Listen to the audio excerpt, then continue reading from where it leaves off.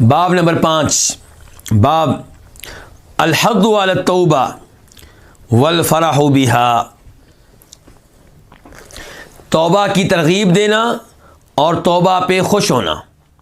توبہ کی ترغیب دینا اور توبہ پہ خوش ہونا، یعنی کہ اللہ تعالیٰ توبہ کی ترغیب دیتے ہیں اور اللہ تعالیٰ توبہ پہ خوش ہوتے ہیں. بندہ توبہ کرتا ہے تو اللہ تعالیٰ خوش ہوتے ہیں. آپ دیکھیں کہ اللہ کی رحمت کتنی وسیع ہے.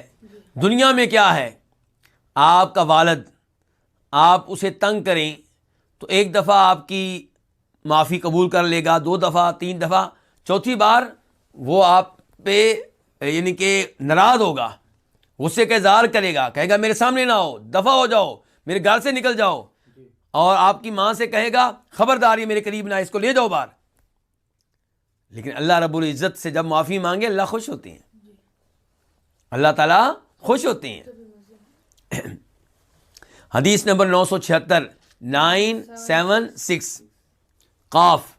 اس حدیث کو روایت کرنے والے کون سے امام ہیں؟ امام بخاری اور امام مسلم.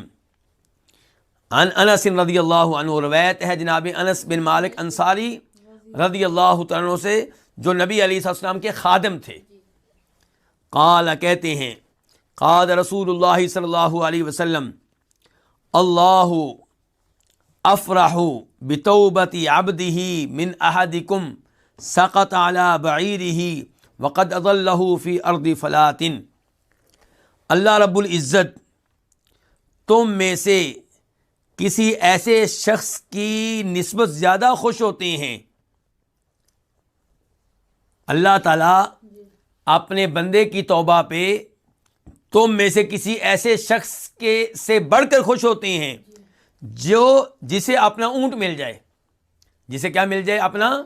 جسے اپنا اونٹ مل جائے. وقد اضلہ، جبکہ وہ اس کو گم کر چکا ہو. فی ارض فلاتن، کسی ایسی زمین میں، کسی صحرا میں جو بے آب و گیا ہو، جہاں پہ نہ پانی نہ کھانے پینے کی کوئی چیز، وسیع صحرا. اس حدیث کی مزید وضاحت آگے آ رہی ہے، وہ میں پیش کرتا ہوں، پھر ہم اس کا معنی مزید اچھے انداز میں سمجھ سکیں گے. وفی روایت لمسلم، مسلم شریف کی ایک روایت میں ہے، کیا ہے جی؟ للہ اشد فرحا بتوبت عبدی، یقیناً اللہ رب العزت، یقیناً اللہ رب العزت اپنے بندے کی توبہ پہ خوش ہوتے ہیں. حین یتوب الیہ، جس وقت وہ اللہ تعالیٰ سے توبہ کرتا ہے. کتنا خوش ہوتے ہیں؟ فرمایا اللہ تعالیٰ تم میں سے کسی ایک سے بڑھ کر خوش ہوتے ہیں. تم میں سے کسی ایسے شخص سے بڑھ کر خوش ہوتے ہیں جو کان علی راحلتہ، جو اپنی سواری پہ ہو. بِأَرْضِ فَلَاتٍ، کسی بے آب و گیا صحرا میں. کسی بھی آب و گیا صحرا میں وہ کس چیز کے اوپر ہے؟ اپنی سواری کے اوپر. فَانْفَلَتَتْ مِنْهُ، تو وہ سواری اس سے گم ہو جائے، اس سے نکل جائے. وَعَلَيْهَا طَعَامُهُ وَشَرَابُهُ، جب کہ اسی پہ اس کا کھانا بھی ہو اور اسی پہ اس کا پانی بھی ہو. یعنی کہ آپ غور کریں، ایک آدمی صحرا میں ہے. صحرا یہ نہیں کہ ادھر 1 کلومیٹر کا اور آگے پھر سبزہ آ جائے گا یا آبادی شروع ہو جائے گی، نہیں، لمبا چوڑا صحرا جسے پیدل عبور کرنا ممکن ہی نہیں، اور سواری پہ بھی ٹائم لگتا ہے. اور صحرا میں کوئی درخت نہیں ہے، کوئی یعنی کہ پھل وغیرہ ایسی چیزیں نہیں ہیں. کوئی درخت کبھی ہوتا بھی ہے لیکن پھل وغیرہ پانی وغیرہ یہ چیزیں نہیں ہیں. اس لیے اس نے اپنی اونٹنی کے اوپر کیا رکھا ہوا تھا؟ کھانے پینے کی چیزیں رکھی ہوئی تھیں، پانی وغیرہ رکھا ہوا تھا.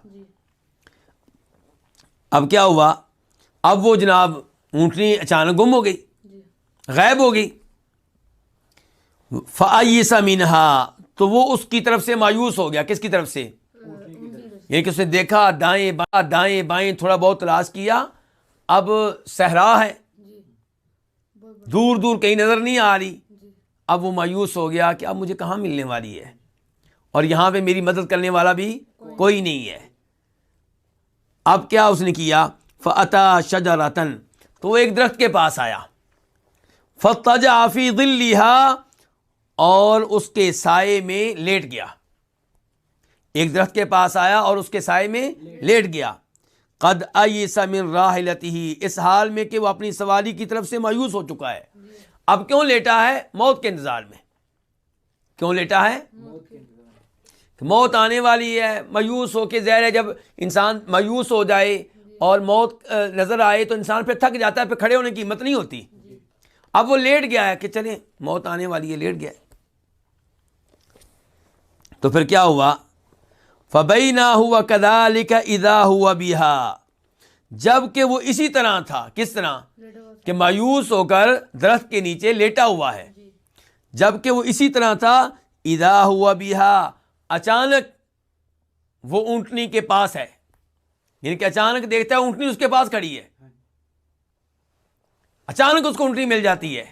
اب اس کی خوشی کا کیا عالم ہوگا؟ یعنی کہ جو موت کا انتظار کر رہا تھا، اچانک اونٹنی مل گئی جو جس کے اوپر کھانا بھی ہے، جس کے اوپر پانی بھی ہے، جو صحرا سے اس کو نکال کر باہر بھی لے جائے گی. تو اذا ہوا بہا قائمۃ عندہ، اچانک وہ اونٹنی کے پاس ہے اس حال میں کہ وہ اس کے پاس کھڑی ہے. اونٹنی اس کے پاس کھڑی ہے. فاخذ بختامها، تو وہ اس کی نکیل کو پکڑ لیتا ہے جلدی سے کہ دوبارہ نہ بھاگ جائے، دوبارہ نہ غائب ہو جائے. اس کی نکیل کو پکڑ لیتا ہے. ثم قال من شدت الفرح، پھر وہ انتہائی خوشی کی وجہ سے کہتا ہے اللہم انت عبدی وانا ربک، اے اللہ تو میرا بندہ ہے. رب کو کیا کہہ رہا ہے؟ کہتا ہے اے اللہ تو میرا بندہ ہے اور میں تیرا رب ہوں. فرمایا نبی علیہ السلام نے اخطا من شدت الفرح، انتہائی خوشی کی وجہ سے غلطی کر گیا. اتنی خوشی ہے کہ اس کو یہ سمجھ نہیں آ رہی کہ میں اللہ کو کیا کہہ رہا ہوں؟ بندہ کہہ رہا ہوں. کہنا تھا رب، تو کیا کہہ گیا؟ بندہ کہہ گیا. کس وجہ سے ہوا ہے؟ انتہائی خوشی کی وجہ سے. ایسی خوشی کہ اپنے اوپر کنٹرول نہیں ہے، زبان پہ کنٹرول نہیں ہے. تو اللہ رب العزت اس بندے سے کہیں زیادہ خوش ہوتے ہیں جب بندہ توبہ کرتا ہے. اندازہ کیجیے اللہ کی رحمت کا. یعنی کہ ہم نے اللہ کی کیا کیا؟ نافرمانی. ہم نے بڑے بڑے جرائم کا ارتکاب کیا، لیکن جب ہم اللہ سے سچی توبہ کریں، شرط کیا ہے؟ سچی توبہ. سچی توبہ کیا ہوتی ہے؟ کہ جو گناہ کیے ہیں ان پہ ندامت ہے، فخر نہیں ہے. آج کل کئی لوگ توبہ کرتے ہیں جبکہ پرانے گناہوں پہ فخر بھی کر رہے ہوتے ہیں. میں اس کی اکثر مثال دیا کرتا ہوں کہ جب کسی سے لڑائی ہو جائے تو کیا کہہ رہے ہوتے ہیں؟ اور تو مجھے جانتا نہیں ہے، میں تو اس سے پہلے 5 قتل کر چکا ہوں، دھیان سے مجھ سے بچ کے رہ، میں نے اب توبہ کر لی، مجھے نہ چھیڑ. اچھا، ایک طرف کہہ رہا ہے توبہ کر لی، ایک طرف دھمکیاں دے رہا ہے. اس کا مطلب تمہیں ندامت نہیں ہے، پشیمانی نہیں ہے، تم تو فخریہ انداز میں کہہ رہے ہو. تو توبہ کی 3 شرائط ہوتی ہیں بڑی بڑی. ایک کیا ہے کہ کیے ہوئے گناہوں پہ کیا ہو؟ شرمندگی، ندامت، پشیمانی، افسوس رہتا ہو، ان کو یاد کر کے پریشان ہو جاتی ہوں. دوسرے نمبر پہ ان کو چھوڑ دیا ہو. ورنہ کئی لوگ سودی ملازمت بھی کر رہے ہوتے ہیں، ساتھ ساتھ توبہ بھی کر رہے ہوتے ہیں. یہ کون سی توبہ ہے جی؟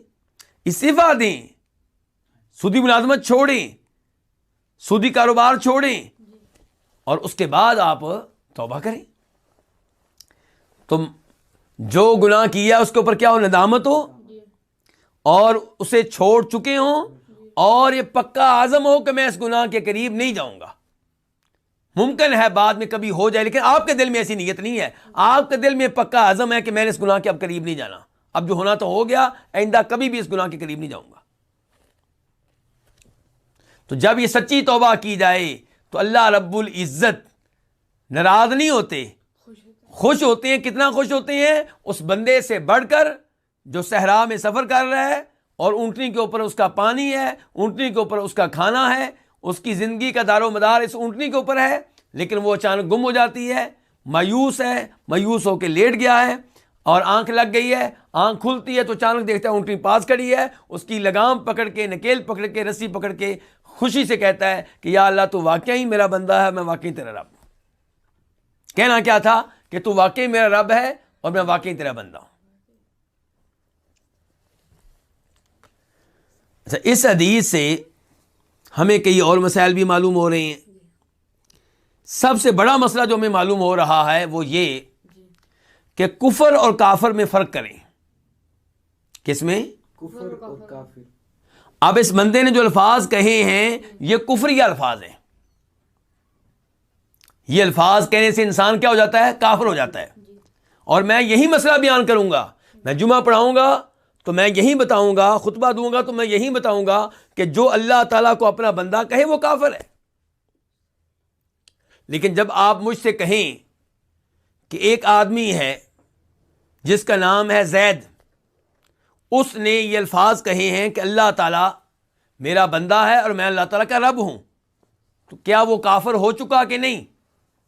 اب میں کہوں گا کہ جو الفاظ اس نے کہے ہیں وہ کفریہ ہیں، لیکن بندہ کافر ہوا یا نہیں میں ایسا فتویٰ نہیں دوں گا جب تک کہ میں حقیقت حال کو جان نہ لوں، جب تک کہ اس آدمی سے وضاحت طلب نہ کر لوں کہ اس نے کیوں کہا ایسا۔ اب دیکھیں نا، یہ آدمی جو ہے کیا کافر ہوا؟ نہیں۔ کیوں کافر نہیں ہوا؟ کیونکہ یہ الفاظ اس سے نکلے ہیں خوشی کی انتہا کی وجہ سے، کنٹرول نہیں رکھ سکا اپنے اوپر، دل میں ایسی کوئی بات نہیں ہے۔ کئی لوگوں کو ہم یہ مسئلہ بتاتے ہیں کہ کفر اور کافر میں فرق کرو، وہ کہتا ہے یہ کیا عجیب منطق ہے بھائی کہ جی کفر اور کافر میں فرق کریں، جس نے کفری الفاظ کہے وہ کافر ہے، کہانی ختم۔ ہم کہتے ہیں نہیں، نام لے کر کسی کو کافر قرار دینا یہ بہت مشکل ہے۔ کفر کا فتویٰ لگانے کے لیے کئی چیزوں کو دیکھنا پڑتا ہے، یہ بڑے بڑے علماء کرام کا کام ہے، اور اسلامی ملک ہو تو اس ملک کے جو قاضی اور جج ہیں ان کا کام ہے، وہ ایسے آدمی کو بلائیں، اس کے اشکالات کا ازالہ کریں، اس سے پوچھیں تو نے یہ کفریہ بات کیوں کہی ہے۔ اب دیکھیں، ہم صبح و شام آپ کو مسئلہ بتاتے ہیں کہ قبر والے سے دعا کرنا کیا ہے؟ شرک ہے۔ لیکن اگر آپ مجھ سے کہیں کہ فلاں آدمی قبر والے سے دعا کر رہا تھا، اس کا نام زید ہے، کیا وہ کافر ہے؟ تو میں اتنی جلدی اس کو کافر نہیں کہوں گا جب تک کہ میرا اس آدمی سے رابطہ نہ ہو، اس کے اشکالات کا ازالہ نہ کریں، اس سے پوچھیں نہ کہ وہ کیوں کہہ رہا ہے، کیا وجہ ہے، کیا اس کے پیچھے معاملہ ہے۔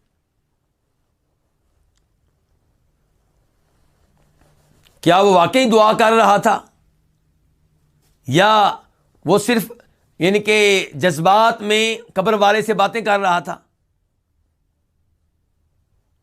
مثال کے طور پہ نبی علیہ السلام کی قبر پہ جا کے وہ جذبات میں کہہ رہا تھا کہ اللہ کے رسول آپ کی امت بڑی مصیبت میں ہے، آپ کی امت بڑی پریشان ہے، جبکہ اس کا عقیدہ یہ ہے کہ جو فوت ہو چکا ہے وہ میری باتیں نہیں سنتا، لیکن اس کے باوجود وہاں پہ کنٹرول نہیں رکھ سکا اور یہ الفاظ اس سے نکل رہے ہیں اس کے منہ سے۔ جیسے کئی مائیں اپنے بیٹوں کی قبر پہ کھڑی ہو کے بیٹے کو مخاطب کرنا شروع کر دیتی ہیں، جبکہ اس ماں کو اچھی طرح پتا ہوتا ہے کہ میری باتیں نہیں سن رہا۔ کئی مائیں کہتی ہیں کہ بیٹا ہم تیرے لیے دعائیں کر رہے ہیں، تیری قبر پہ آتے ہیں، جبکہ چاہیے یہ تھا کہ تو ہماری قبر پہ آتا۔ تو کہنے کا مطلب یہ ہے کہ کفر کا فتویٰ لگانا اتنا آسان نہیں ہے، اور افسوس سے کہنا پڑتا ہے کہ ہمارے کئی جذباتی نوجوان اس معاملے میں بہت جلدی کرتے ہیں، خصوصاً حکمرانوں پہ بڑی جلدی کفر کا فتویٰ لگاتے ہیں،